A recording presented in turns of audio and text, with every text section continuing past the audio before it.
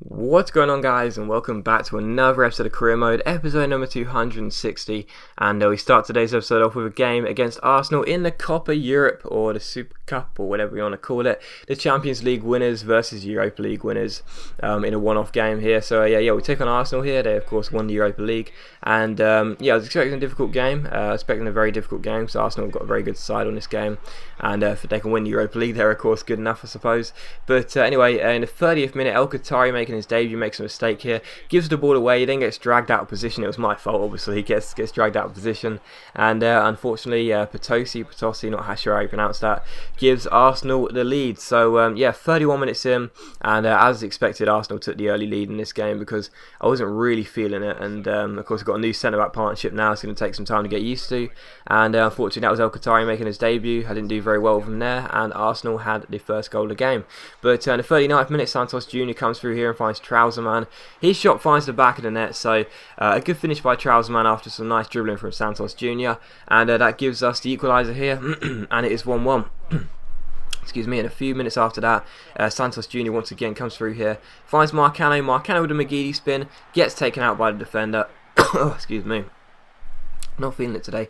Gets taken out by the defender after a nice piece of skill, and it is a penalty to Sunderland. So of course Marcano steps up here, take the penalty, steps up and ends up chipping the ball down the centre. Just evaded the bar as well. Yeah, just went underneath the bar. I thought it was going to hit the bar and come out. That would have been embarrassing, but no, Marcano sneaks it underneath the bar with a nice chip, and that is the goal that puts us 2-1 in front here. But on the stroke of half-time, Arsenal are coming back. Ebisilo comes through here, plays that wide to Aaron Ramsey. The Welshman crosses it in, and Stephen Williams, one of our old fullbacks at Sunderland, should have put the ball past Ure, but can only put the ball over the bar. So still 2-1 here, but in the 66th minute, Trouserman gets taken out once again. That defender was just giving away so many fouls in this game. We get a free kick. Marcano steps up here, takes aim with that right foot, but puts the ball just wide of Szczesny's post. So still 2-1 here. But as the game was being closed out, I thought we'd done just about enough, but unfortunately got a little bit careless at the back there, and Gutierrez got played through and smashed the ball into the back of the net. So 2-2 was the final score. A good game, 4 goals in 90 minutes, and we go through to extra time there after, you know, a very, very tough game. My defense wasn't strong, but Arsenal were looking very good indeed. So it was anyone's game in extra time. It really was. Brought on Nsaya for Santos Jr. just to change it up a little bit, see what we can do with that. But in the 117th minute, we had that chance with Nsaya as he played a wonderful ball through the Trouserman. Got a bit lucky there, but this should have been a foul. Not sure why it wasn't given, but it wasn't. Trouserman with a Ronaldo chop, but for some reason he went with his left foot there. I'm not sure why he did that.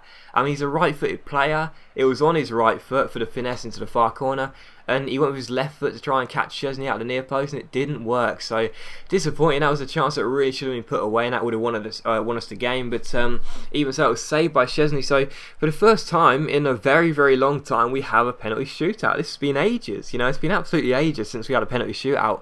I'm not even sure we had one at Sunderland. That's how far back I think it's been. I honestly think it would have been Liverpool the last time we had a shootout, but I'm not sure. So yeah, it's been ages anyway. It's been absolutely ages since we had a penalty shootout. So I was feeling a bit rusty, feeling a bit nervous. I've missed quite a few penalties in the last season, and of course I'm not that great at saving penalties. But anyway, it was a penalty shootout, and I was looking forward to it because it was the first one in ages, and penalty shootouts are always fun for the neutral. But Value Campenny stepped up first and sent Szczesny the wrong way. Lovely side foot finish into the right hand side of the goal, or the left side for Szczesny. So 1-0 to us, and then Gutierrez, who forced extra time, stood up and smashed the ball down the middle. So 1 apiece here after Gutierrez sends Ure to a side when he puts the ball down the middle. So 1-1 here. Mayoral then steps up for us here. Mayoral steps up against Szczesny and curls the ball into Szczesny's right side of the net. So 2-1 here, 2-1, and then Arsenal have a chance here from the spot. Potosi steps up, but he couldn't do what Marcano did, and that was chip the ball into the back of the net because Ure stands still and catches the ball. What an idiot. So 2-1 here. Then Trouserman steps up for us, and although Szczesny dives the right way, he managed to put the ball into the back of the net. So 100% success ratio for us so far, 3 from 3. Then Ebisilo steps up here for Arsenal, and well, are you going to see a worse penalty than that? That was absolutely embarrassing. Blazes the ball a mile over the bar. Ure didn't have to do anything, so that means that Szczesny must save this penalty off of guess who? Yes, the substitute, Samuel and Sai. He has to save this penalty or else we win the trophy, and Sai steps up, and it's a simple finish really. He seemed to scuff it a little bit. Didn't really go where I was wanting it to, but even so, he puts the ball into the back of the net. Szczesny dives the wrong way, and that means that we win the Super Cup. So that's awesome news for us, and it's another trophy. It's 2 trophies in like in what like a month? Yeah, it's about a month, isn't it? Because it's about a month. I mean, it's about a month. We haven't even entered September yet. So that's crazy. It's like 2 trophies in about 3 weeks. That's insane. But it's another trophy. We've won this before, of course, and we've also won it with Atletico Madrid before. So it's not like it's a new trophy for us, either for us, the manager, or Atletico Madrid. But it's always nice to win trophies, and that's good indeed. And hopefully, Ray sort of show by that performance he should stay. And Qatari must be glad he chose to come here, and it was a very good game as well. It's the only game of the episode, so apologies for that. But even so, 4 goals and a penalty shootout. Hopefully that was very enjoyable for you guys. And that was good to win the trophy. And I'm kind of stalling here because I should have cut these celebrations down a little bit, and I didn't. But anyway, we win the Super Cup, and that is fantastic news for us indeed. And like I say, it's the only game of the episode. Apologies, but penalty shootout and a 4-goal game should be good enough for you guys, I hope. But anyway, we celebrate winning the Spanish Super Cup. Sorry, not Spanish Super Cup, the Super Cup. And finally, I can get on to the next topic, which is a player get loaned in the face of Jabor. He's gone to Sevilla for a season, which is good news for us because I don't think we're going to need him this year with a new fullback acquisition. And Valdez Diaz, finally, Mallorca let him go. And the Spanish striker comes to us for £19.5 million plus Santos Jr.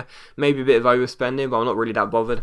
And we also got a transfer offer from Radvac from Monaco, and we ask for £12 million because he's worth it.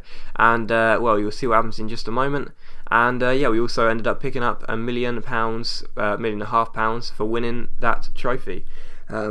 Anyway, Monaco come back to us here from the counter offer we offered, and said they weren't going to go higher than £9.5 million. I was like, just give up, mate. This is just getting annoying now. Seriously, I mean, he's worth at least 11 million. Come on, seriously. And the last piece of business you will see is Monaco come back to us with that counter offer and once again say they weren't going to go higher than £9.5 million. But as always, guys, thanks for watching today's video.